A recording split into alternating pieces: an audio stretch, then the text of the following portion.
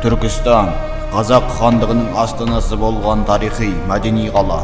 Тарихқа көз жүгіртсек, мұнда сан мәрте ұлтымыздың тағдыры талқыланып, түрлі шешім қабылданған. Түркістан қаласында орналасқан Қожа Ахмет Яссауи кесенесі Орта Азия мен Қазақстандағы теңдессіз тарихи жәдігер. Бұл ғажайып сәулет өнерінің туындысы өз бойына ертеден келе жатқан жергілікті және шығыс мұсылман құрылыс тәжірибесін жинақтаған бірегей ғимарат.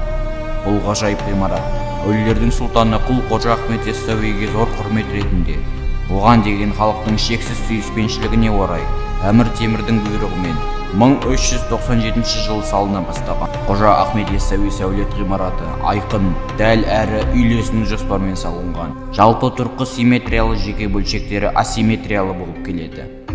Жазуларының арасынан Алла, Мұхаммед, оқ жарылқаушы, билік Аллада, Алла менің әміршім деген секілді тағы басқа сөздерді оқуға болады.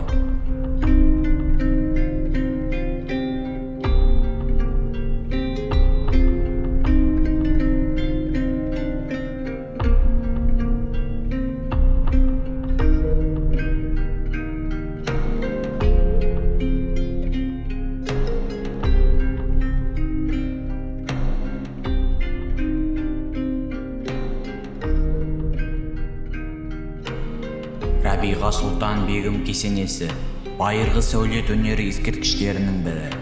15 ғасырда Түркістандағы Қожа Ахмет Яссауи кесенесінің оңтүстік шығысынан 60 метр қашықтықта тұрғызылған.